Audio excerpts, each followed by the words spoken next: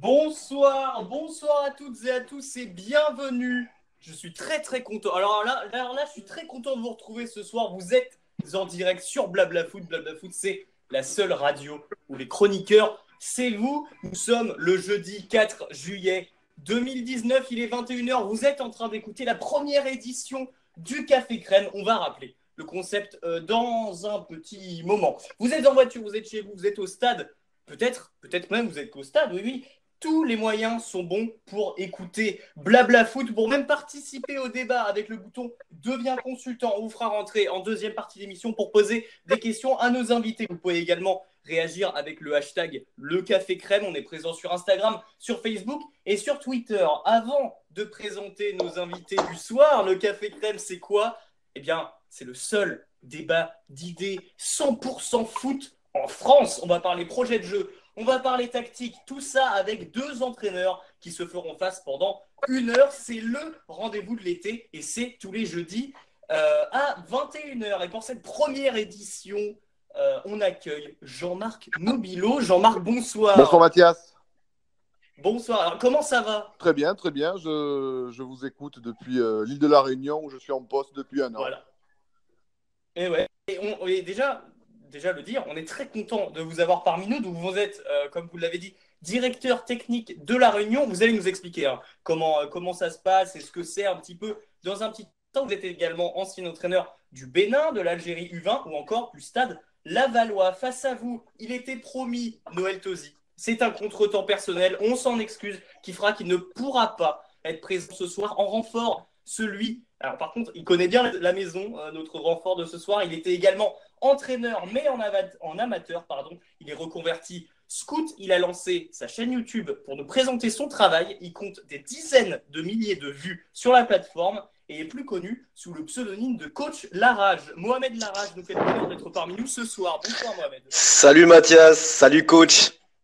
Bonsoir Mohamed. Eh ben, on est très voir tous les deux. Alors, Mohamed, donc tu vas nous expliquer un petit peu ton parcours, s'il te plaît. Parce que, comme je l'ai présenté, tu étais entraîneur en amateur. Aujourd'hui, tu as lancé ta chaîne YouTube. Tu nous présentes ton travail de tout. Explique-nous un petit peu tout ça, parce que c'est pas très clair dit comme ça.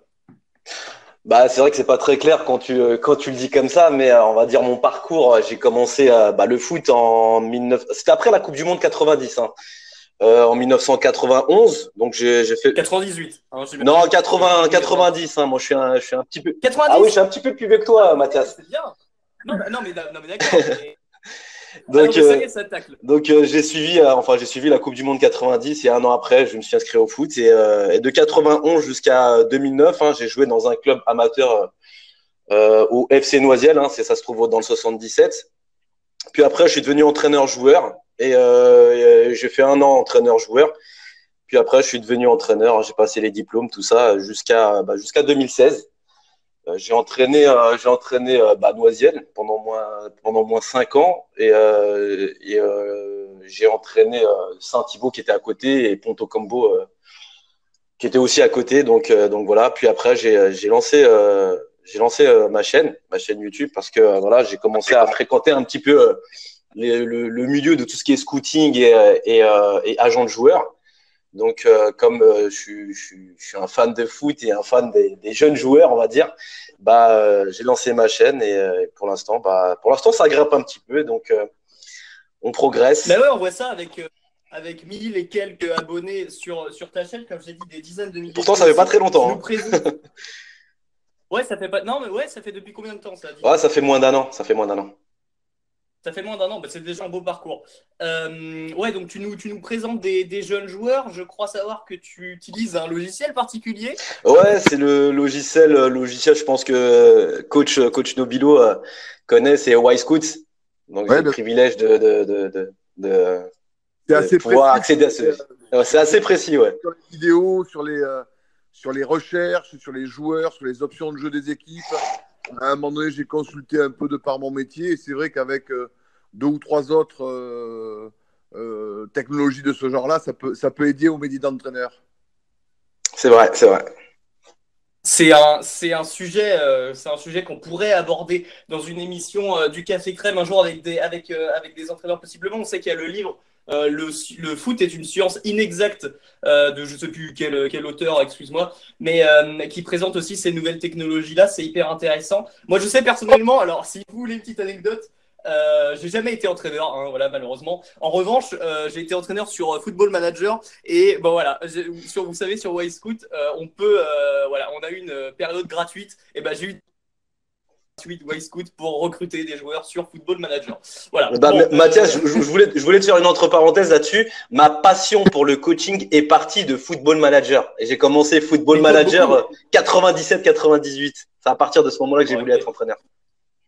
Très bien, mais comme beaucoup, il faut le savoir. Très bien. Jean-Marc Nobilo, alors vous êtes directeur technique de La Réunion. Alors, directeur technique de La Réunion, savoir en quoi ça consiste, tout simplement. J'ai été nommé il y a une année sur proposition du président Etev, qui est le président historique depuis une quarantaine d'années ici, que j'avais côtoyé il y a 25 ans, venant apprendre le métier d'entraîneur ici avec des clubs locaux comme Saint-Denis ou le Tampon, et en ayant des expériences aussi de direction de centres de formation.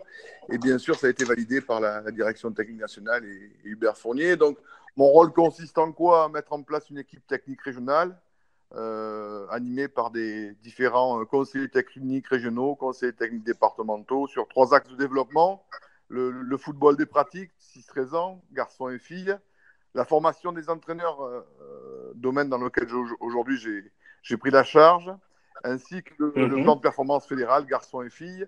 Et il y a eu une création aussi d'un département des sélections régionales de U13 à 20 garçons et filles. Voilà un peu quels sont les axes essentiels de mon travail ici. D'accord. Donc, si j'ai bien compris, vous êtes un petit peu le patron le boss des entraîneurs à La Réunion également, et en accord.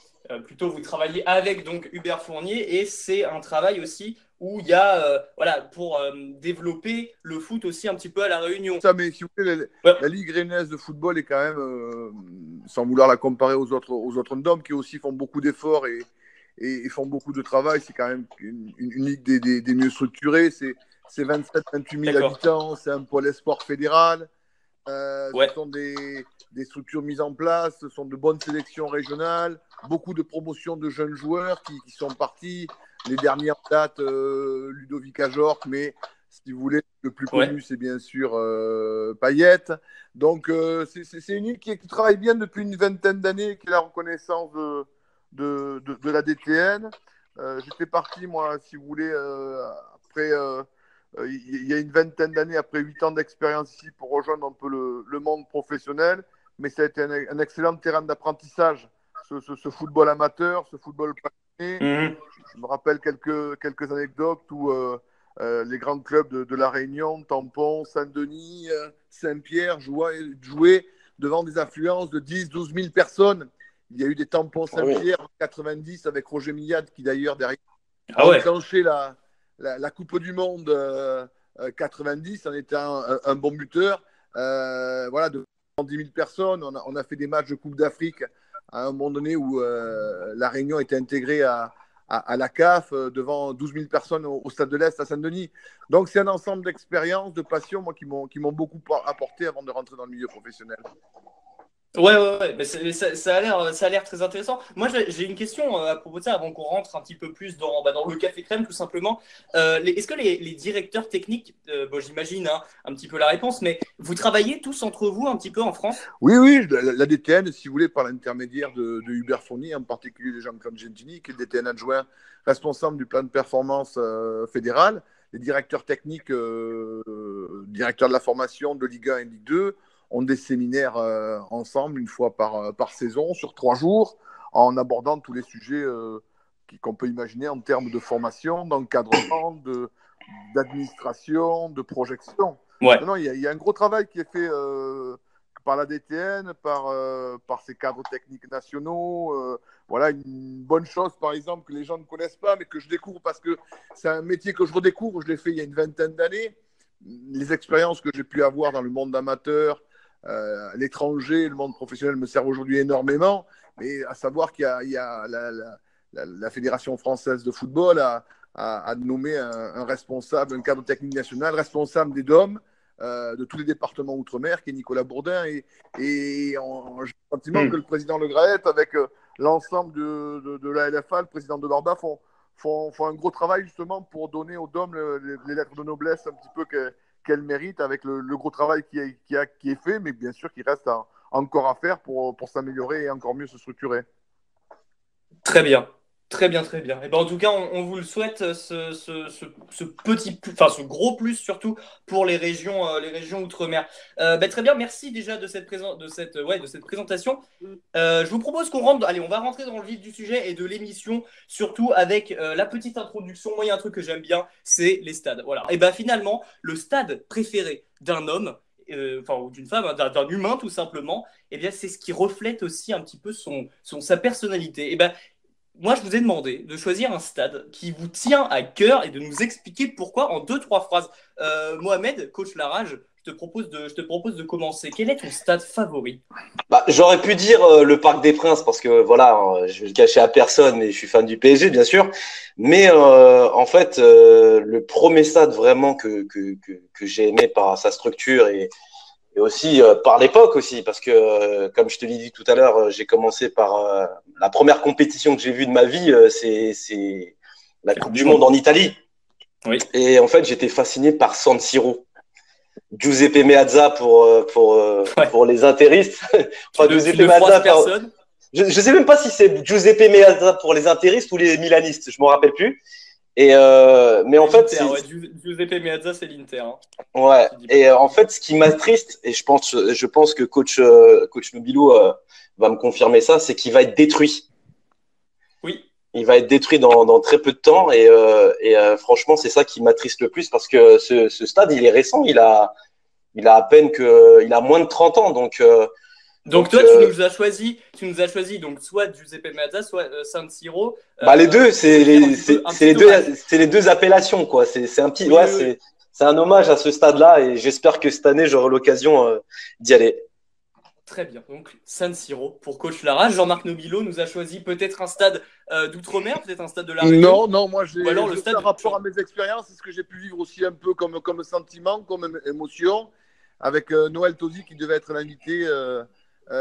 J'avais eu beaucoup de sensations positives avec Angers. Nous nous étions déplacés à Geoffroy Guichard. J'ai vécu deux moments. En tant qu'adjoint avec Noël Tosi, on avait fait un très bon 0-0 qui nous avait permis de nous sauver avec Angers. Et peut-être avec une expérience un peu plus négative avec Le Havre ou avec une équipe très jeune, on avait perdu 2-0. Mais à l'échauffement, quand vous rentrez, vous préparez, même si le public n'est pas encore là, il est très très présent. Il y a une espèce d'atmosphère spéciale que je n'ai pas ressentie dans mes expériences, moi, différentes, que ce soit en championnat de France, en Coupe d'Afrique ou dans d'autres compétitions. Et après, j'ai aussi un côté cœur, c'est de Chazot, puisque j'ai commencé ma carrière, moi, de formateur dans les années 96-99, et avec mon équipe de CFA et une grande génération de jeunes qui étaient les Diawara, les Chibonda, les Mazur et les Mansouri, et certainement j'en oublie. J'ai fait mes premières sacrée génération d'entraîneur de formateurs là, et puis l'année aussi de l'accession en 2007-2008, où là j'aurai un grand souvenir du 16 mai 2008, où ça a été une méga fête au Havre avec l'ensemble du public, des partenaires, des composantes du club contre Bastia, où on a fait un match fantastique, irréel, où le dernier match on gagne 6-0, mais pour le fun, mais avec une atmosphère que j'avais jamais rencontrée dans ma petite carrière d'entraîneur formateur. C'est très bien, c'est très intéressant en tout cas. Allez, on va commencer, on va aller tout de suite dans le vif du sujet parce qu'une heure, n'empêche, ça passe vite. Le premier sujet, je vous propose, comme on est dans la période, alors la dure période surtout de la pré-saison, et s'il y a des coachs qui nous écoutent, on leur souhaite le meilleur, on leur souhaite une bonne reprise à tous ces coachs qui leur saison, tout niveau compris. Coach Larage, comment donc vous étiez entraîneur amateur. Comment est-ce qu'on prépare sa saison quand on est dans un club de basse division, mais pas seulement déjà de basse division, surtout quand nos moyens ne sont pas toujours présents, quand les gens qui travaillent là-bas sont surtout des bénévoles, quand les joueurs sont pas toujours prêts à consacrer 90% de leur temps au foot. Comment ça se passe une pré-saison qui est un moment dur, un moment de saison? L'objectif de la préparation estivale, hein, c'est de sortir de sa zone de confort. Hein. Il faut qu'à chaque entraînement, ça soit primordial. Et en fait, c'est toujours basé, je pense que coach va me confirmer, c'est vraiment axé sur le physique et de se rapprocher au maximum de son poids de forme. Ouais. Mais il y a aussi comment dire, il y a aussi une part de technique. Il y a une part de technique, c'est retrouver au max ses sensations et aussi mettre l'accent sur son hygiène, c'est-à-dire en gros zéro écart. Mais ce qu'on demande dans une préparation à son groupe, c'est surtout de l'assiduité, du professionnalisme, de la rigueur et surtout de la détermination. Très bien. Et toi, ton ressenti justement de ce que tu as eu comme expérience avec tes équipes, avec tes joueurs, c'est entre ce que tu nous dis là et la vérité. Comment ça se passe avec des infrastructures, pas que les infrastructures, hein, c'est pas les moyens ne font pas l'équipe ou le club, mais comment ça se passe dans des clubs tout simplement de basse division surtout, c'est quoi on est constamment en train de s'adapter. Hein. Il y en a beaucoup qui sont en vacances. Au tout début, on est 5-6. Après, on commence à être 10, 15, 20. Après, vers la fin, on est 30. Parce que, voilà, quand on prépare une saison, et surtout quand on fait la préparation estivale, c'est quelque chose de super important. Parce qu'en fait, si on fait pas de préparation, on court toute l'année après son physique. Mais vraiment toute l'année. C'est pour ça qu'il faut mettre l'accent dessus. Et c'est vrai que quand on a des moyens limités, on s'adapte. Mais généralement, ça se passe bien à ce niveau-là.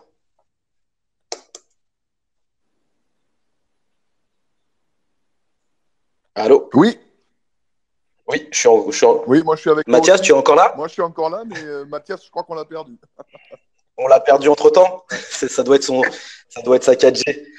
Sinon, toi, coach, c'est comment vos préparations chez les professionnels? Écoute, il y a deux manières de le voir. Sur le monde amateur que j'ai côtoyé, les anciennes PH, DH, Division 4 ou N3, qui aujourd'hui s'appelle RR2, je pense qu'il faut faire preuve un peu d'imagination sur l'ensemble de la préparation pour créer un peu une relation, une convivialité, tout en étant exigeant, parce que comme tu le dis, c'est quelque chose d'important en termes de projection sur l'ensemble de la saison.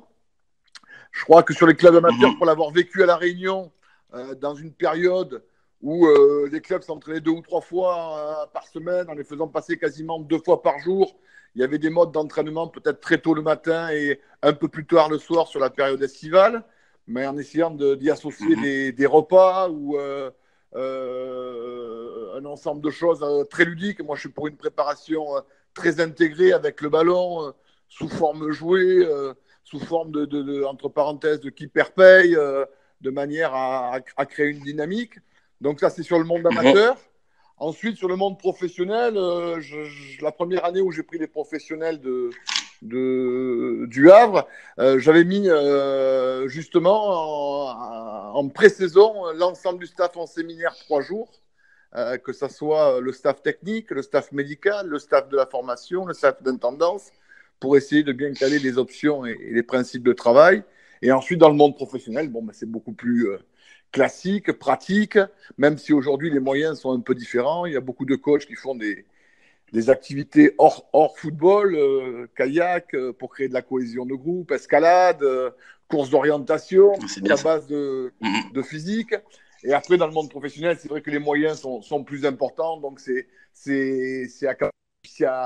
à mettre en stratégie des stages de début de saison, première, deuxième semaine, juste avant les matchs. Moi, je n'aimais pas trop partir en stage, par exemple, au départ de la préparation, mais plutôt sur la fin, sur des stages de 2 ou 3 jours avant le début de la compétition.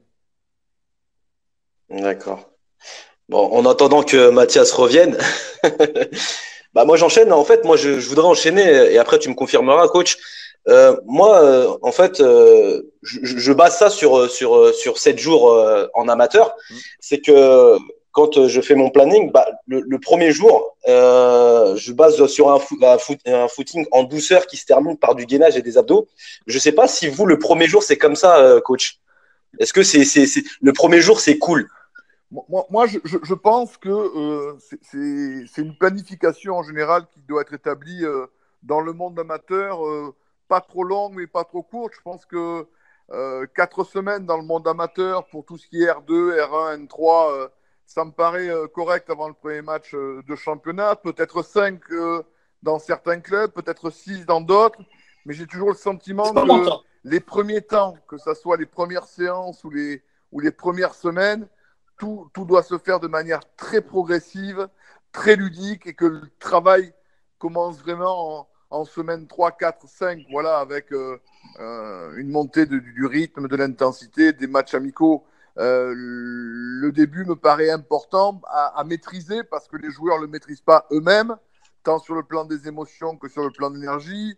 Ils sont pleins de jus, donc ils sont amenés à faire des efforts, peut-être en surcharge pondérale, qui peuvent leur occasionner des petits bobos musculaires, articulaires. Donc je pense que le début, pour moi, doit se faire gentiment avec ballon malgré tout, sous forme ludique. J'aime bien, moi, de temps en temps, faire un peu de hand, un peu de basket, voilà, pour remettre gentiment les organismes en place sur les premières séances d'entraînement ou les premières semaines d'entraînement. Messieurs, je m'excuse, il y a eu un gros bug de ma part. Est-ce que vous m'entendez bien déjà? On t'entend bien, Mathias, on a continué. On a continué, on a fait les chroniqueurs là. Non, bravo. Pour le coup, hop, voilà, je rajoute 5 minutes parce que pendant 5 minutes, j'étais pas là. Je m'excuse, je sais pas ce qui s'est passé. Du coup, j'ai cru comprendre que vous aviez continué la discussion, c'est très bien, bravo, bravo à vous. Non, on était sur la préparation du début de saison, sur la question que tu as posée au départ et qu'on a développée sur des expériences et des ressentis personnels. Ok. Alors du coup, on est toujours sur la pré-saison. Jean-Marc, nous allons parler de son équipe, de savoir faire un petit peu le point, faire un petit peu les rapports, établir un rapport aussi, cerner son équipe. Je propose à l'un de vous deux, je ne sais pas qui a, on va dire, allez, qui a le plus parlé pendant le petit bug là. On va dire que coach est plus connaisseur, on va dire. Je crois que Mohamed aime bien parler aussi. Alors on va le laisser démarrer. aussi. Bon, très bien. Bon, non, allez, Mohamed, cerner son équipe, c'est quoi ça veut dire quoi, cerner son équipe? Ça veut dire quoi, savoir faire le rapport des forces, des faiblesses, etc. Comment est-ce qu'on le voit? Déjà, on cerne nos joueurs déjà dès la première séance, hein. Comme on dit dans le jargon, dans l'expression, on n'a jamais une première occasion de faire une bonne. Enfin, je sais plus comment on dit ça, mais déjà dès la première séance, on voit comment ça se passe. Après, cerner son équipe, c'est un peu vague parce qu'en fait, on voit ça toute l'année et même on peut dire ça se compte même en années. Moi, pour ma première expérience d'entraîneur, j'étais dans mon club de cœur. Moi, les joueurs, je les ai eu en tant que coéquipier, donc je les connaissais déjà par cœur. Donc tout a été facile pour moi. Donc tout à l'heure, j'ai vu dans la rubrique. Tu m'excuses, Mathias. Tout à l'heure, j'ai vu dans la rubrique s'adapter ou s'imposer. Mais en fait, ça dépend. En fait, j'ai vu que dans la rubrique s'imposer, ça dépend si les ambitions du club si les ambitions du club ont changé. Par exemple, je vais prendre le cas du PSG en 2011. Le club a changé, donc ils ont eu un nouvel entraîneur qui est Carlo Ancelotti.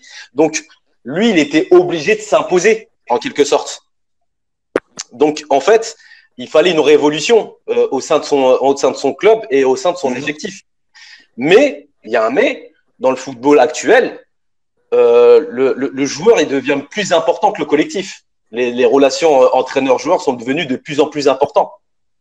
Et c'est vrai qu'aujourd'hui, on le voit sur certains cas, je vais parler du cas aujourd'hui de Neymar où aujourd'hui, le joueur est devenu beaucoup plus important que l'entraîneur, quoi. Ah bah oui, là c'est un problème dont on pourra revenir. Maintenant, bien sûr. aussi, ce que j'entendais par cerner son équipe et s'imposer ou s'adapter, et on va peut-être avoir l'avis de Jean-Marc là-dessus, s'adapter ou s'imposer, c'est aussi s'adapter ou s'imposer, mais tactiquement. Moi, je pense que je vais revenir sur ta première question de base, sur cerner l'équipe. L'équipe, ce n'est pas uniquement les joueurs. L'équipe, c'est d'abord savoir avec qui tu vas travailler et comment tu vas travailler. Donc, c'est ton staff technique. Le staff, on y reviendra. Le staff, on y reviendra. D'accord. Maintenant, moi, ce que j'aimerais savoir, c'est vous deux, même aussi, hein, c'est quoi? Enfin, il y a une question surtout qui revient beaucoup, c'est les différentes. Enfin, il y a des entraîneurs, voilà, ça paraît tout con dit comme ça, mais qui s'adaptent, qui savent s'adapter aussi, ou alors ceux qui imposent leur style, qui imposent leur management, qui imposent leur tactique. Vous êtes quel genre de coach? Moi, si on reviendra sur le problème des staffs, parce que c'est quand même un sujet important et c'est une partie importante d'un résultat ou de la construction d'un résultat, que ça soit dans le monde amateur ou le monde professionnel. Ton équipe, oui, c'est la grande question. Est-ce que tu fais en fonction de l'adversaire, ou alors est-ce que tu joues sur tes options? Moi, par expérience, je me sers énormément de la préparation pour essayer de définir ce que tout le monde appelle le projet de jeu, les options de jeu, la philosophie de jeu et les grandes idées directrices quand on a le ballon ou quand on n'a pas le ballon. Donc, je me sers de ça et je dirais qu'à 70-80%, j'essaie d'imposer un style de jeu avec des idées par rapport à un vécu et par rapport à des expériences et aussi des envies de jouer. Et une adaptabilité de ton équipe à 20-30% par rapport aux forces de l'adversaire.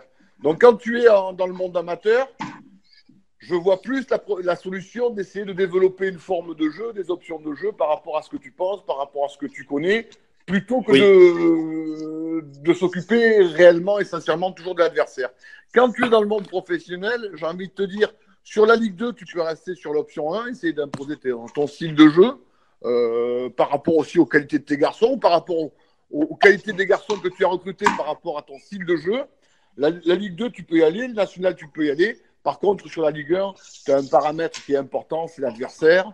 Mais en fonction de l'objectif de saison que tu as, de la configuration du club, de ton niveau de joueur, de ton budget aussi, tu es obligé un peu de faire peut-être un 50-50, essayer d'imposer ton style. Il y a Roger Lemaire qui disait il y a une trentaine d'années, on ne joue pas de la même manière à Marseille qu'à Lens, donc on n'entraîne pas de la même manière. Eh ben, je peux le voir avec l'expérience que j'ai vécue. J'ai envie de vous dire, on ne joue pas de la même manière au Havre qu'à Auxerre, donc on n'entraîne pas de la même manière parce que l'identité régionale est un peu différente. Mais je pense qu'on est beaucoup plus obligé de tenir compte de l'adversaire. Oui, vous avez dû tenir compte de ça, justement, de cette... Bon, on va dire que c'est culturel, hein, vous avez dû subir ça, des changements de management, parce que au Havre, c'est pas la même chose qu'à Auxerre. Je pense que si vous voulez réussir une mission sportive, un objectif sportif, un objectif football, vous êtes obligé d'intégrer, et ça c'est ce que j'ai vite appris en faisant beaucoup d'étrangers ou en bougeant pas mal, vous êtes obligé d'intégrer la culture générale d'un pays, sur le plan politique, sur le plan religieux, sur le plan social, la culture sportive d'un pays ou d'une région, et donc la culture football. Si vous n'intégrez pas ces 2 ou 3 données, vous allez passer à côté un peu de la population joueurs que vous avez, et vous n'allez pas avoir les bons codes pour les amener dans le projet sportif. Et le projet sportif, c'est un résultat sportif à avoir en fin de saison. D'accord. Très bien. Mohamed Larage, c'est quoi votre identité de jeu? Bah moi, ma philosophie de jeu, elle a toujours été la même depuis que je suis entraîneur. Même, en tant que joueur, c'était à l'ancienne quand même. Mais parce que moi, j'ai connu les années 90 où, je sais pas, coach Jean-Marc va me confirmer, où je m'en rappelle qu'il y avait un stopper et un libéro. Mais au fur et à mesure du temps, dans les années 2000, c'était basé sur qui était très à la mode à l'époque, parce qu'on était sur l'équipe du Barça et surtout l'équipe du Milan de Carlo Ancelotti. C'était le fameux Sympa de Noël, la tactique du 4-2-3-1. Ouais. Mais moi, c'était plutôt un système de jeu basé sur le positionnement plutôt que sur le mouvement style Barcelone, quoi. Donc moi, mon style de jeu, c'était quand on voit la tactique, c'était basé sur une défense solide avec deux milieux pas très serrés et enfin deux milieux défensifs pas très serrés et trois milieux offensifs et un attaquant. Soit j'avais un 9,5, tout dépendait du milieu défensif que j'avais, ou bien soit j'avais un 10 à l'ancienne, style Platini Zidane, quoi. Mais c'est vrai que ma philosophie de jeu, c'était plutôt la possession de balle, mais je ne pouvais pas le faire puisque j'avais pas les joueurs pour. Généralement en amateur, pour mettre ça en place, c'est un peu difficile. Là, on est plus dans l'adaptation, justement. Ton idée était de faire un jeu de possession, tu n'as pas pu. Donc tu t'es tourné vers des méthodes. Vers quel genre de méthode? Qu'est-ce que ça a donné au final? Dis-nous.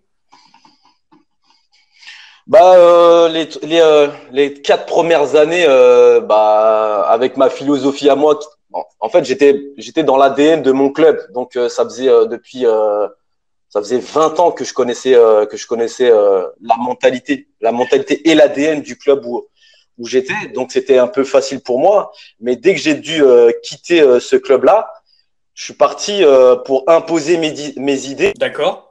On demandera à l'avis à Jean-Marc aussi s'il a peut-être possiblement une tactique, un plan de jeu assez, dans sa tête en général, s'il a un truc bien à lui. Et ensuite, on fera intervenir un auditeur. Il vous posera peut-être quelques questions. Il parlera un petit peu de tout ça avec nous. Donc, coach Larage. Non, moi j'ai fini. J'étais prêt à écouter la philosophie de jeu de coach Jean-Marc. Donc comme ça, j'en prends de la graine. Quand même, tu allais conclure. Tu allais nous parler de ta troisième année. Tu n'as pas entendu la fin, c'est ça? Passé de ta troisième année. Où tu as dû imposer, puis ça a été catastrophique. Ah oui, c'est vrai que ça a coupé à ce moment-là. Non, ma troisième année a été catastrophique. C'est-à-dire que j'ai jamais pu m'imposer ni même m'adapter. Donc, je vais pas vous mentir que au cours de l'année, ça y est, pour moi, c'était clair que je voulais plus entendre parler de coaching. Donc, j'étais déjà parti en milieu de saison. Donc, ok. Donc, en fait, après cette dernière pige, j'ai fait autre chose. Peut-être que je devais revoir mes plans ou revoir peut-être ma philosophie ou bien même faire une remise en question de. C'est une étape aussi pour les entraîneurs, qu'ils soient professionnels ou amateurs. Jean-Marc Nobilo, est-ce que vous avez un petit peu votre idée de jeu bien à vous, peut-être votre tactique bien à vous, de plan de jeu, même si on sait évidemment qu'un plan de jeu ne veut rien dire, un 4-2-3-1 peut se modeler, voilà. Est-ce que vous avez un truc comme ça? Écoute, Mathias, moi dans les premières années de formateur, j'ai envie de te dire, dans les années de 90 à 2005, j'ai changé beaucoup de systèmes. J'aimais beaucoup le système de jeu de l'Ajax, remodelé au Barça avec Johan Cruyff, le 3-4-3, mais alors là, oui. un milieu total. 3 attaquants. En formation, j'ai beaucoup expérimenté ça avec d'autres systèmes, un 4-4-2 en losange, un 4-4-2 à plat. Mais sur mes dernières expériences, que ce soit avec les réserves pro du Havre, d'Auxerre ou avec le Havre en pro, j'aimais beaucoup le 4-4-2, 2 lignes de 4 bien compactes en distance, avec 2 attaquants, parce que 2 attaquants, ça laisse quand même beaucoup de possibilités pour s'appuyer. J'aime beaucoup aussi une récupération haute, même en allant essayer d'harceler l'adversaire dans les premiers temps du match très haut. Et sur le jeu, sur l'utilisation, j'aime beaucoup tout ce qui est jeu entre deux, jeu court, jeu de côté, quoi. Enfin, j'invente rien, mais c'est avec ce système-là et ces options-là définies que ça m'a permis d'avoir quelques résultats en termes d'accession de réserve ou alors avec un titre avec le Havre. Mais le 2 lignes de 4 avec 2 attaquants, moi, c'est un système qui m'a beaucoup plu, dans lequel je crois encore beaucoup. Et d'ailleurs, il y a beaucoup d'équipes qui sont en train gentiment d'y revenir. Très bien, mais on a bien compris. J'ai fait entrer donc Alanovic76 sur Twitter, retrouvez-le, abonnez-vous. C'était un petit peu l'instant pub. Non, Alan qui nous a... Non, mais je sais pas si tu m'as compris. Le Alan qui donc je l'ai fait rentrer. Je ne sais pas s'il va arriver dans un petit instant ou s'il faut qu'il allume son micro. Nous, alors comme je l'ai dit à vous deux, chers, il va se manifester. Alors s'il m'entend, manifeste-toi, Alan, quand tu seras sur le débat. Je vous ai parlé du staff. Enfin, je vous ai parlé. Jean-Marc Nobilo nous a parlé du staff. Moi, j'aimerais y revenir tout de suite. Oui, bonjour. Le staff. Ah, voilà, attends, Alan, c'est bon. Oui, bonjour Alan. Je t'ai fait rentrer dans l'application. Savoir déjà, premièrement, est-ce que tu as peut-être des questions à poser qui t'étaient venues en tête à nos deux coachs avant de te faire peut-être participer un petit peu au débat? Oui, déjà, je voudrais dire que je suis quand même assez flatté par la Monsieur Nobilo parce que même si je suis supporter du Paris Saint-Germain, je reste normand et je suis le résultat du Havre. Je sais qu'il a été le dernier entraîneur à faire monter le Havre. Donc, bravo pour ça. Il avait quand même des joueurs comme O'Haro. Certes, devant, c'était un vrai joueur. Et moi, j'aurais une question par rapport justement aux entraîneurs de Ligue 1 et Ligue 2. On a souvent tendance, quand on a des doutes, à essayer de bloquer l'adversaire. Et parfois, on a des matchs où les deux coachs essayent de bloquer les deux adversaires. Et est-ce que finalement, quand on a des doutes, est-ce que on ne laisse pas tomber nos principes et qu'on n'est pas un petit peu trop frileux? Alan, tu vois, il y a deux manières d'y répondre par rapport au niveau. J'ai envie de te dire, en Ligue 2, j'avais vraiment une philosophie bien précise que j'ai définie, deux lignes de 4 avec un pressing haut, en essayant d'aller marquer le premier, parce que très souvent, quand tu marques le premier, des stats ont été faites, que sur 5 matchs, tu en gagnes 2, tu fais 2 matchs nuls et tu en perds qu'un. Ça veut dire que c'est un accès vers le bon résultat. Donc, j'ai réussi à le tenir, à l'imposer, en faisant beaucoup de turnover avec des jeunes, et ça m'a pas trop mal réussi. En Ligue 1, j'ai voulu essayer de le mettre en place, mais le niveau technique était tellement supérieur au potentiel de notre équipe qui était en devenir qu'à un moment donné, j'étais obligé un peu de reculer pour essayer de limiter la casse. Et je crois que là où tu as raison, c'est qu'à un moment donné, pour l'avoir vécu de deux manières différentes, une année, j'ai envie de te dire, super brillante et une année un peu cata, à un moment donné, quand tu n'arrives pas à imposer ton style de jeu, tes options de jeu, tu doutes, tu recules un peu sur tes principes de jeu, tu laisses le jeu à l'adversaire et à ce moment-là, tu n'es plus toi-même et tu as moins de chances de faire de bons résultats. D'accord.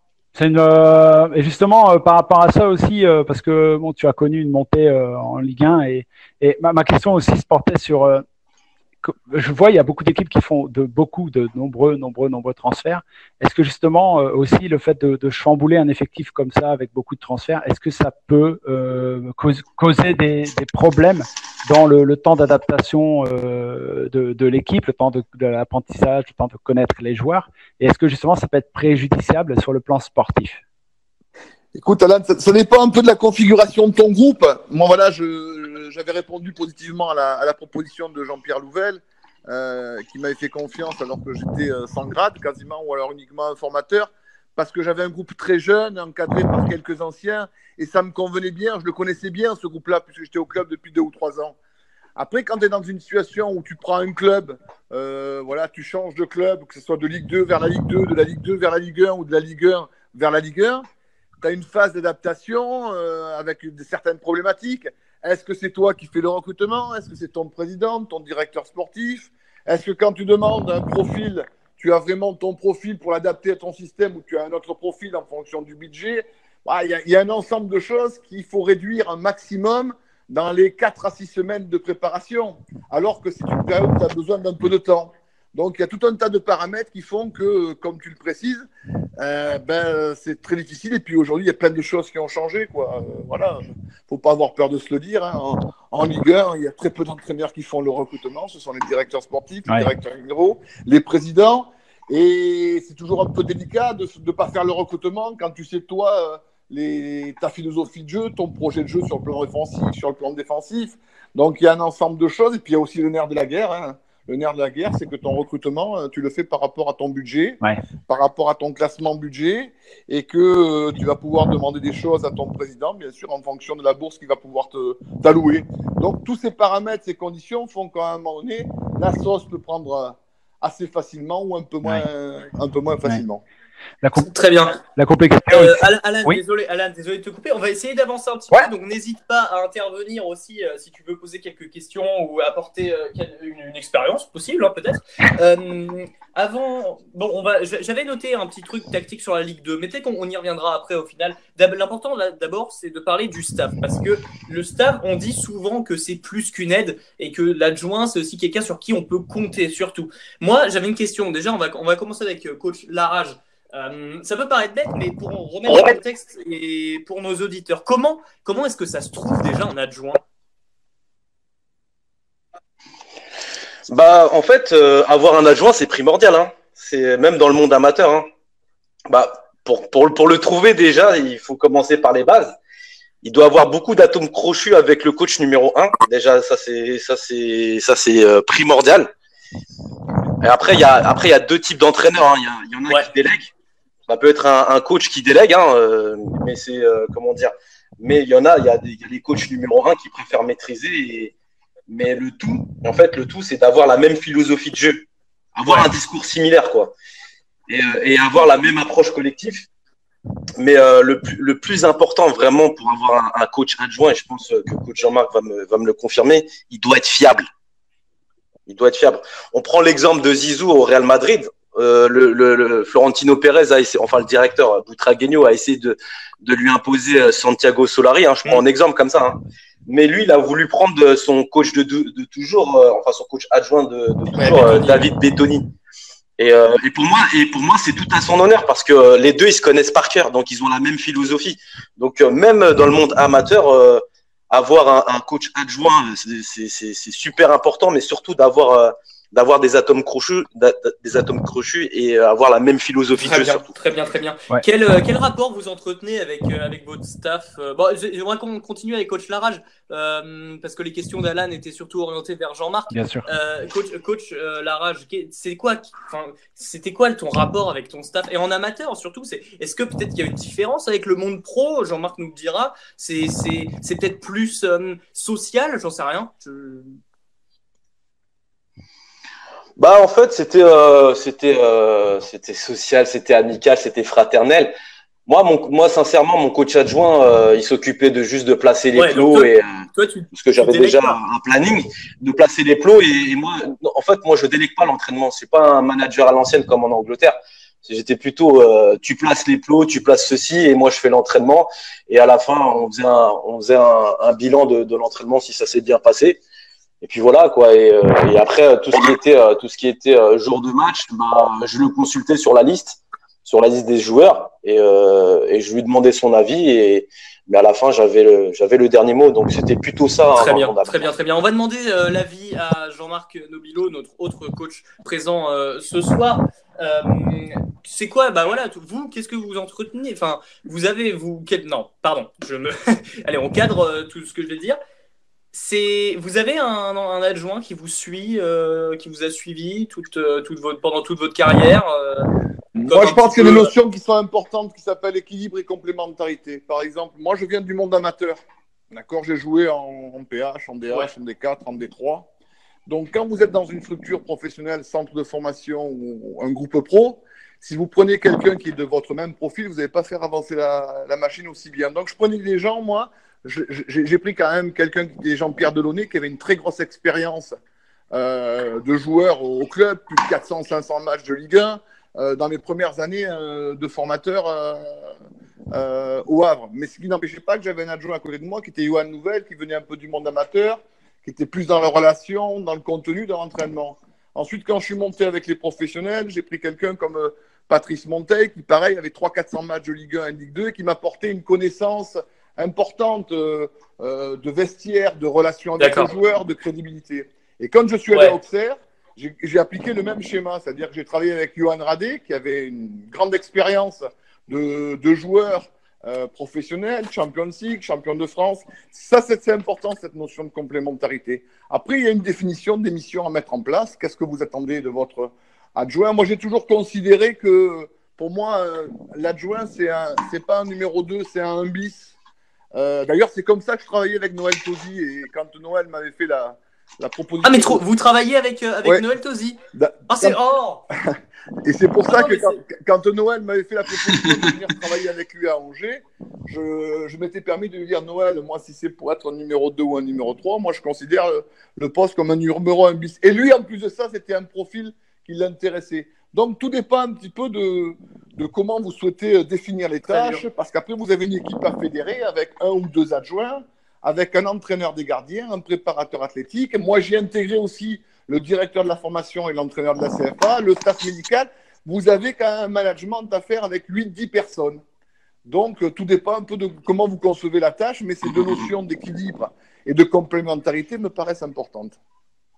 Non, mais c'est super intéressant ce que vous dites. Au-delà du fait que Noël Tosi était votre adjoint, déjà, en fait, c'est pas une si mauvaise chose. J'étais son adjoint. Oui, pardon. Oui, pardon, je me suis emmêlé les pinceaux. Au-delà du fait que vous étiez donc son adjoint et du fait que c'est d'autant plus intéressant peut-être qu'il ne soit pas là, parce que comme ça, on a deux avis. Parce que si vous vous connaissiez, ça aurait été. Voilà, il y aurait eu trop d'être, vous serez marré dans votre coin, nous on serait retrouvés tout seuls. Non, du coup, mais plus sérieusement, c'est super intéressant parce que en général, ça veut donc dire qu'un entraîneur qui n'a pas connu le monde professionnel va s'encadrer en général d'un entraîneur qui l'a connu et qui donc va l'aider. Et donc au final, l'entraîneur qui n'a pas connu le monde professionnel va complètement être Après, vous savez, je pense que le monde sportif, c'est comme la vie de tous les jours. C'est le bon sens qui doit vous guider. Donc moi, si j'ai fait une petite carrière qui dure depuis pas mal de temps avec des postes importants, que ce soit à la formation ou dans les équipes professionnelles, c'est parce qu'à un moment donné, il ne faut pas avoir peur de se dire, avec beaucoup d'humilité, ça, je suis en mesure et capable de le faire, mais ça, je n'ai pas eu l'expérience qui m'a permis de le comprendre. Donc quand on ne sait pas faire quelque chose, j'ai envie de vous dire, ce n'est pas spécialement grave. Il faut que quelqu'un le fasse à votre place. Après, il faut cadrer. Parce qu'aujourd'hui, on est avec des générations peut-être un peu différentes qu'il y a une dizaine ou une quinzaine d'années, où ces générations-là, très rapidement, de 1 bis ou de numéro 2 ou numéro 3, veulent être très rapidement calife à la place du calife sans avoir fait l'épreuve. La notion de patience ou d'impatience, aujourd'hui, elle est j'ai envie de vous dire, pas toujours très présente chez les jeunes générations. Mais tout ça, ça se manage, ça se cadre, il y a une définition des tâches, il y a des formes de job description, comme disent les Anglais, de lettres de mission, et vous avez des réunions point bilan à faire pour, à un moment donné, quand quelqu'un sort de son champ d'intervention, de le cadrer gentiment et de manière à ce que votre équipe, parce que le plus important, bien sûr que c'est le staff qui va vous aider à construire le résultat, mais ce sont vos joueurs et ce sont votre équipe. C'est eux que vous devez emmener à la recherche de points. Très bien. Une petite question un petit peu philosophique. On entre dans les 10 dernières minutes du débat.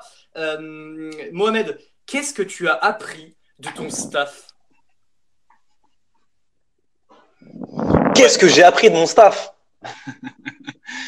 La patience surtout. Parce que j'étais un peu colérique lorsque j'étais entraîneur. J'étais beaucoup dans l'émotionnel et avec mon staff parce que en fait lors de mon passage à Saint-Thibault, j'étais avec un ancien qui a connu le football des années 60 à l'époque Raymond Coppa et Juste Fontaine et tout ça là. Mais avec les anciens j'ai pu me contenir sur certaines choses. J'ai pu apprendre beaucoup de choses en fait sur la philosophie de jeu, sur la gestion de l'effectif et parce que quand on est dans le feu de l'action, on voit pas tout et donc l'entraîneur adjoint au moment où il y a des temps faibles, il peut te murmurer à l'oreille ce qui ne va pas derrière pendant que toi tu t'occupes de l'attaque. Donc il y a plein de choses en fait. C'est quand on a un entraîneur adjoint on voit beaucoup de choses qu'on ne voit pas parce qu'on est vraiment dans le feu de l'action, en fait, on est des passionnés, donc on est vraiment pas lucide à ce moment-là. Et en fait, l'entraîneur adjoint pendant le match peut te donner une dose de exactement, lucidité. ouais. En 3-4 phrases, l'avis de Jean-Marc Nobilo là-dessus. Ensuite, on va passer vraiment plus dans le détail sur la préparation. Vous avez appris quoi de votre staff ? Je crois que les staffs, ils se managent avec la connaissance du milieu que vous avez et l'âge que vous avez. Voilà, moi je pense que jusqu'à 40-45 ans, j'ai eu un management un peu directif, un peu autoritaire. Après 50, j'ai eu un management un peu plus responsabilisant, un peu plus souple. Donc voilà ce que m'ont appris les staffs, c'est qu'à un moment donné, il faut trouver un management qui leur convient. Ça me paraît important de le souligner. Très bien, très bien. Mais merci d'avoir fait concis. Donc, on rentre plus dans le détail. Malheureusement, il ne reste pas beaucoup de temps, mais on va le trouver ce temps, il n'y a pas de souci. Toujours dans l'idée de travailler un petit peu avec son staff et aussi dans la pré-saison. Benoît Piqueux, préparateur physique à Angers, disait « Je préfère qu'on soit à 90% pendant 6-8 mois plutôt qu'à 100% d'entrée et que ça ne dure pas. » Alors déjà, qu'est-ce que vous pensez un petit peu de cette vision? Mais surtout, on va revenir aussi sur la question de la charge de travail. Qu'est-ce que c'est le programme idéal aussi un petit peu? Vous, Jean-Marc, vous êtes adepte d'un... Ah, il y a un petit bruit de fond. Non, là c'est bon.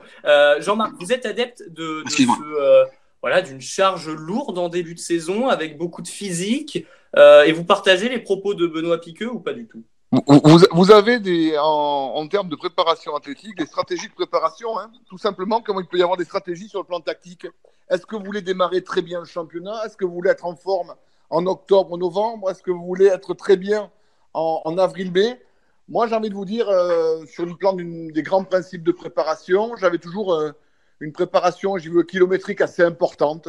J'ai jamais trop aimé tout ce qui se faisait en termes de préparation italienne ou Cometti en début de saison.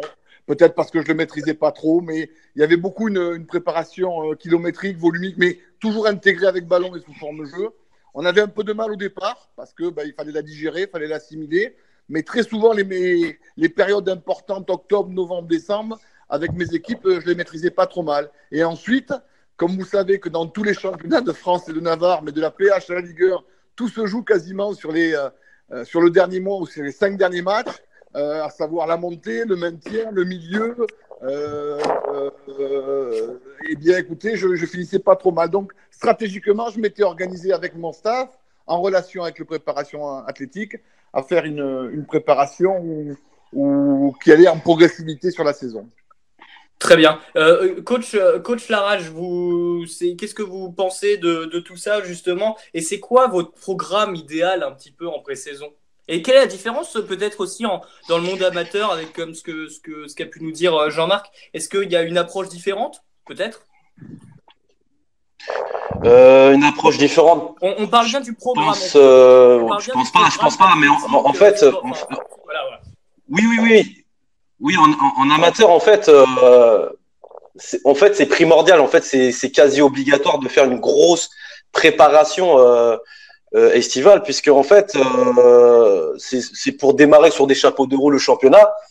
Parce qu'en hiver, il y a une grosse trêve. C'est pas comme le monde professionnel. Et en hiver, dans le monde amateur, certains aiment bien rester chez eux pendant l'entraînement. Il y a des soirées Ligue des Champions. Ouais. Ça aussi, il faut le prendre en compte. Donc, il y a un contre-coup de tout ça avec les fêtes de fin d'année, Noël, jour de l'an. Et comme on a une grosse trêve hivernale qui dure un peu plus d'un mois, donc ce qu'on fait, c'est qu'on fait une grosse préparation physique estivale. Moi, je vous dis sincèrement, je suis très comment dire ça. Enfin, moi, je m'inspire des entraînements de la Juventus, en fait. J'ai pris quelques entraînements de la Juventus pendant le.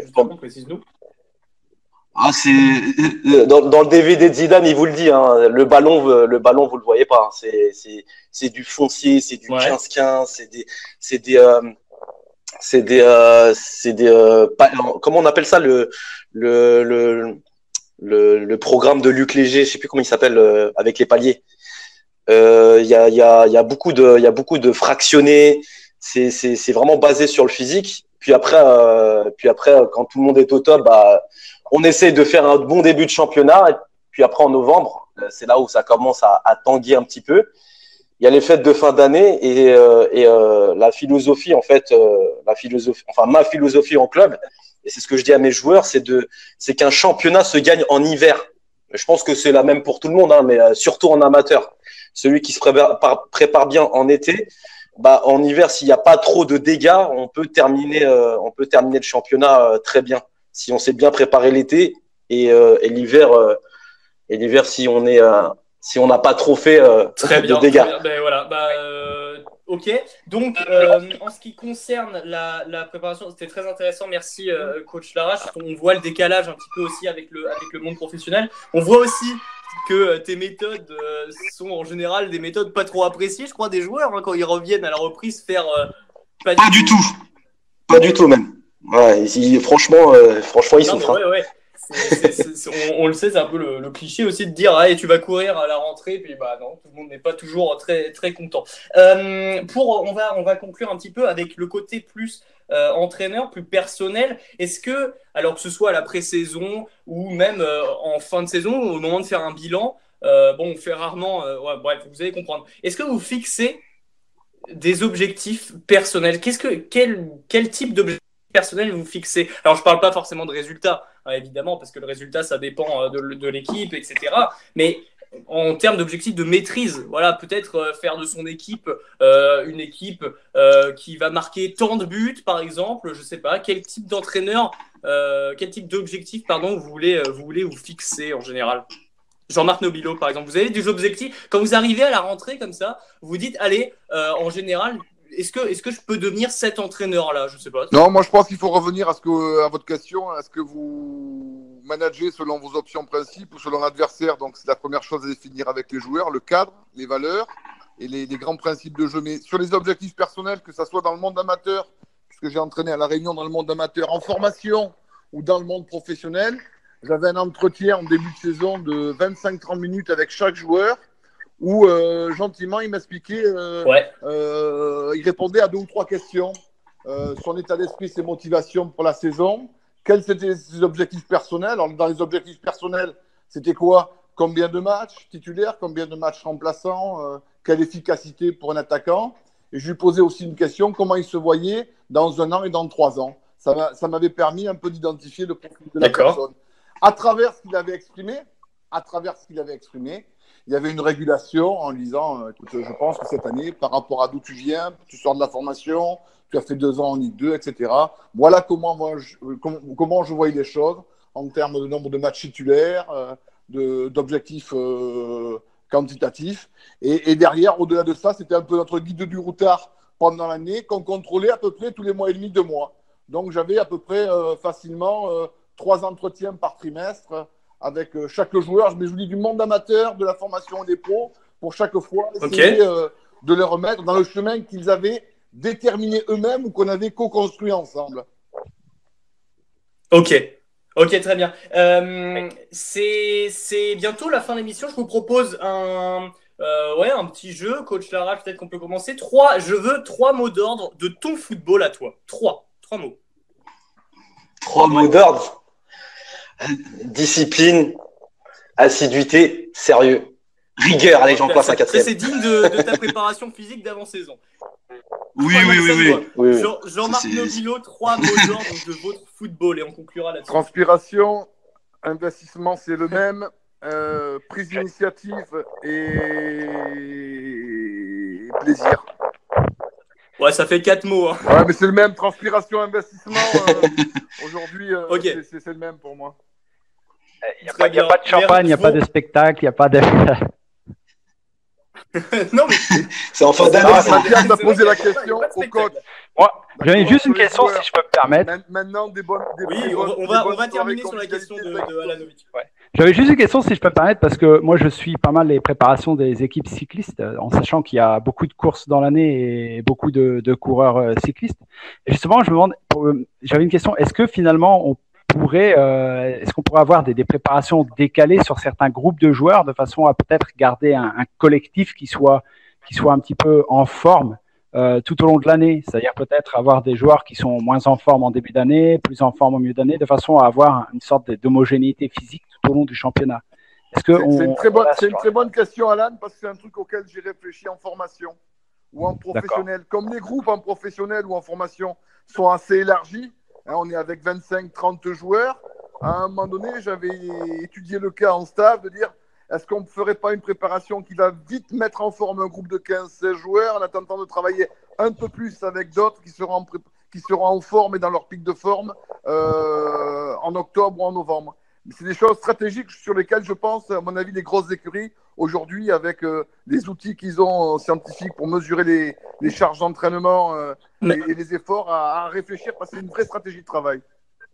Merci. Et on va conclure. On va conclure là-dessus. Je vous remercie vraiment tous les trois et plus particulièrement Jean-Marc Nobilo, coach Larage, de vous être fait face, on va dire. C'était un plaisir d'animer. C'était un plaisir d'animer cette émission, vraiment. Une heure, c'est trop court hein, quand on parle foot comme ça, c'est sûr. Il y avait plein de sujets à aborder. C'est pas grave, on les abordera la semaine prochaine avec Noël Tosi cette fois. Même jour, même heure, on le rappelle. Je vous remercie tous les trois, Alanovic, Jean-Marc Nobilo et coach Larage. Coach Larage, on le rappelle, la chaîne YouTube, donc Coach Larage toujours. Qu'est-ce qu'on peut vous souhaiter pour cette année finalement? Beaucoup de football surtout. Beaucoup de football et de réussite. Jean-Marc Nobilo, on vous souhaite bon courage avec la DTN de La Réunion, enfin direction technique de La Réunion, pardon. Oui.